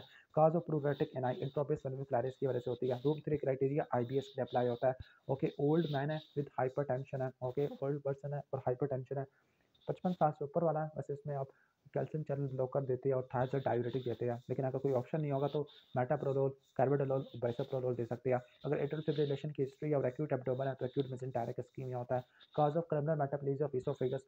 Okay, columnar metaplasia okay, GERD की वजह से होता है। और कॉलमनार मेटाप्लीजिया को हम पैरेट इसोफेगस कहते हैं। एंटीपिराटल सेल एंटीबॉडी है, B12 की डेफिशिएंसी है, दैट मींस ऑटोइम्यून गैस्ट्राइटिस होता है। और एक्लोरिडिया देखने को मिलता है और स्टोमक का कैंसर भी हो जाएगा। फीचर्स ऑफ क्रॉन डिजीज में ट्रांसमिनल इन्फ्लेमेशन होती है। ओके, इसके अलावा पेरीनल फिस्टुला, साइनसेस और आपको देखने को मिलती है। एप्सिस भी देखने को मिलती है। शौक है, डायरिया है और ओल्ड एज है। स्पेसिफिकली ब्रोंकोस्पैज़म है। ओके, फ्लशिंग, डायरिया, ब्रोंकोस्पैज़म है और राइट साइडेड वाल्वुलर लीगन ये कार्सिनोट्यूबर में देखने को मिलती है। Okay, young mail with steatorrhoea. Okay, young mail with steatorrhoea. Steatorrhoea fatty stool को बोलती है, सिलिक डिजीज में देखने को मिल सकती है। कौन सा vitamin B12 deficiency terminal ileum की रिसेक्शन की वजह से हो सकती है। Drug for trophozoite from duodenum. In short, amoebiasis के जो ट्रोफोजोइड के लिए आप क्या इस्तेमाल करते हो, मेट्रोनिडाजोल और साथ में आप डिलॉक्सिनाइड फ्यूरेट है। एच पाइलोरी के लिए ट्रिपल या क्वाड्रपल रेजिमेंट होता है। Drug for symptomatic relief in early achalasia तो नाइट्रेट्स और कैल्शियम चैनल ब्लॉकर होती है। रिकरेंट गैस्ट्रिक अल्सर है, एनसेड की कोई हिस्ट्री भी नहीं है, एच पाइलोरी की हिस्ट्री भी नहीं है, तो जोलिंगर अलाइसेंस सिंड्रोम को रूल आउट करना होता है। तो गैस्ट्रोइंटेस्टाइनल करा लोगे और सेक्रेटरी स्टिमुलेशन टेस्ट करवा लोगे। एमसीवी इंक्रीज एंड वेजिटेरियन है। ओके, एमसीवी इंक्रीज है और वेजिटेरियन है। तो एमसीवी इंक्रीज मतलब मेगालोब्लास्टिक है, वेजिटेरियन है तो B12 डेफिशिएंसी हो सकती है। अगर वेजिटेबल नहीं खा रहा तो फोलेट की डेफिशिएंसी हो जाएगी। स्टीटोरिया और मैलोब्जॉर्प्शन सिलिक डिजीज में होता है। ओरल अल्सर है और ब्लडी स्टूल है। ब्लडी स्टूल वैसे अल्सरेटिव को सपोर्ट करता है, लेकिन ओरल अल्सर एप्टस अल्सर होते हैं, क्रॉन्स डिजीज में देखने को मिलते हैं। Investigation of choice for diverticulitis contrast इनान सिटी स्कैन होता है। ओके, कोलोनोस्कोपी और बेरी मनी मनी कराओगे, अदरवाइज क्लोन फट जाएगा। इसके बाद है कि अगर वॉमिटिंग आ रही है, वॉमिटिंग में फूड है, गैस्ट्रिक आउटलेट ऑब्स्ट्रक्शन है, तो इसमें सक्सेशन स्प्लैश देखने को मिलता है। और इसमें हाइपोक्लेमिक, hypochloraemic, hypocalcemic, metabolic एल्किलोसिस with paradoxical एसिड्यूरिया होता है। Treatment of severe ulcerative colitis तो आप ESA अमाइनोसैलिसाइलेट इस्तेमाल करते हैं और स्टीरॉइड इस्तेमाल करते हैं। स्टीरॉइड इंडक्शन के लिए और मेंटेनेंस के लिए आप ESA इस्तेमाल करते हैं। पायोडर्मा गैंग्रीनोसम अल्सरेटिव कोलाइटिस में देखने को मिलता होता है। नो हार्मफुल सेक्युले IBS में देखने को मिलती है। लैक्टोलोज क्या करती है, क्लोन के पीएच को कम कर देती है और अमोनिया की एक्सक्रीशन करा देती है। डिस्फेजिया फॉर लिक्विड ज़्यादा है तो एक्लेजिया कार्डिया है।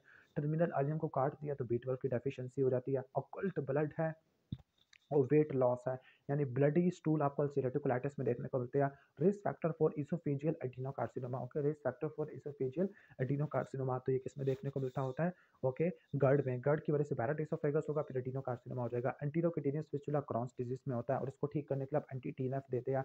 रैश इन सिलिक डिजीज डर्मेटाइटिस हेपेटिफॉर्मिस होता है। Investigation for ulcerative colitis colonoscopy plus minus biopsy करा लोगे। ट्रॉपिकल सप्रू के लिए टेट्रासाइक्लिन दे दोगे और फोलिक एसिड दे दोगे। फोमी मैक्रोफेजेस ये विपल डिजीज में देखने को मिलते हैं। Not a case of malabsorption. Okay, chronic duodenal ulcer है। Okay, complication of terminal ileum, terminal ileum के रिसेक्शन की वजह से क्या होती है, B12 की डेफिशिएंसी देखने को मिलती है। सिलिक डिजीज डायवर्टिकुलर डिजीज एसोसिएटेड नहीं होता, लेकिन IBD एसोसिएट हो सकता होता है। अनलाइकली इन IBS में ब्लीडिंग, वेट लॉस ये सब कुछ नहीं देखने को मिलता। Not a feature of H pylori. Okay, H pylori में जो कल्चर होता है ना वो गैस्ट्रिक एस्पिरेशन पे नहीं होता, बल्कि आप एंडोस्कोपी वाले कल्चर लेते होते हैं। इसके बाद एक यंग चिल्ड्रन है जिसको क्रॉनिक डायरिया है, स्टीटोरिया है, आयरन डेफिशिएंसी एनीमिया है, विलेंस एट्रोफिक है, हाइपरप्लेजिया, इंट्राएपिथेलियल लिम्फोसाइटोसिस है तो ये सिलिक डिजीज होता है। गोल्ड स्टैंडर्ड इन्वेस्टिगेशन डोडिनल जुजिनल बायोप्सी होती है और सीरोलॉजी के अंदर IgA एंटी TTG करा देते हैं। ट्रीटमेंट के अंदर ग्लूटेन फ्री डाइट है। ग्लूटेन वाली डाइट कौन सी होती है, बार्ली, राई, ओट, व्हीट होती है। स्किन की कॉम्प्लिकेशन है डर्मेटाइटिस हेपेटिफॉर्मिस जिसके लिए डेप्सोन दे दोगे। रिट्रोस्टर्नल हार्ट बर्न है विद नॉक्टर्नल रीवेजिटेशन है और एपिगैस्ट्रिक पेन गर्ड में होता है। इन्वेस्टिगेशन चॉइस एंडोस्कोपी होता है अगर सिम्पटम परसिस्ट रहती है। ओके, और gold standard 24 hour pH monitoring होती है। ट्रीटमेंट ऑफ चॉइस PPI होता है, सर्जरी बाय निसन फंडोप्लाइकेशन करते होते हैं। पैराटिसोफेगस कॉम्प्लिकेशन होता है जो कि lower one third of oesophagus में एडिनोकार्सिनोमा करवा देता है। इसके अलावा बिनाइन स्ट्रक्चर भी करवा देंगे। Long history of progressive dysphagia solids और लिक्विड्स के लिए है। नॉक्टर्नल रिगर्जिटेशन होती है, वेट लॉस होता है तो एक्लेजिया कार्डिया होता है। इन्वेस्टिगेशन ऑफ चॉइस मैनोमेट्री होती है। इनिशियल ट्रीटमेंट आपका नाइट्रेट्स, कैल्शियम चैनल ब्लॉकर है। कॉम्प्लिकेशन के अंदर मैगोसोफेगस और मिडल वन थर्ड के अंदर स्क्वेमस सेल कार्सिनोमा हो जाएगा। इसोफेगस की कैंसर में लिखा है कि डिस्फेजिया की शॉर्ट हिस्ट्री होती है और सॉलिड्स के लिए ज़्यादा होता है। ओके, एपिसोटिक है, ईटिंग रिलेटेड है और एपिगैस्ट्रिक पेन है तो ये पेप्टिक अल्सर डिजीज की वजह से होता है। मोस्ट कॉमन काज पेप्टिक H पाइलोरी की वजह से होता है। क्लियर, डूडिनल अल्सर ज़्यादा कॉमन है। गोल्ड स्टैंडर्ड इन्वेस्टिगेशन कल्चर होती है। ओके, कल्चर क्या इन्वेसिव होता है, बाकी इन्वेसिव में और कौन कौन सी होती है, कल्चर, रैपिड यूरियस टेस्ट और हिस्टोलॉजी है। नॉन इन्वेसिव के अंदर कौन कौन सी होती है, सीरोलॉजी, यूरिया ब्रेथ टेस्ट और इसके अलावा और कौन सी होती है, फीकल एंटीजन टेस्ट होता है। क्लियर, इसके अलावा आपका ट्रिपल थेरेपी में आपका क्लैरिथ्रोमाइसिन, अमोक्सिलिन और PPI इस्तेमाल कर लोगे। क्वाड्रपल में टेट्रासाइक्लिन, बिस्मथ है। ओके, मेट्रोनिडाजोल है और PPI आ जाएगा। Relapse and remission of bloody diarrhoea, tenesmus और weight loss. Okay, bloody diarrhoea और टेनिस अल्सरेटिव कोलाइटिस में देखने को मिलते होते हैं और कोलोनोस्कोपी और बायोप्सी करा लोगे तो कंटिन्यूस लीजन देखने को मिलती है। ट्रीटमेंट के अंदर आप ईएसए और स्टेरॉइड इस्तेमाल कर लोगे। क्लियर, ईएसए ये रिमिशन फेज में और स्टेरॉइड देती है इंडक्शन फेज में। और टॉक्सिक मेगाकोलोन और पायोडर्मा गैंग्रीनोडम इसकी एसोसिएशन या कॉम्प्लिकेशन होती है। क्रॉनिक ब्लडी डायरी या यंग चिल्ड्रन में और ओरल अल्सरेशन है तो ये क्रॉन्स डिजीज होता है। स्किप लीजन होती है, ट्रांसम्यूरल इन्फ्लेमेशन होती है। कॉम्प्लिकेशन में फिस्टुला और एब्सेसिस होती है। अल्कोहलिक पेशेंट है, सीवियर रैचिंग है और हेमाटोमेसिस हो रहा है तो ये बिलोरी वेस्ट टीयर होता है। क्लियर।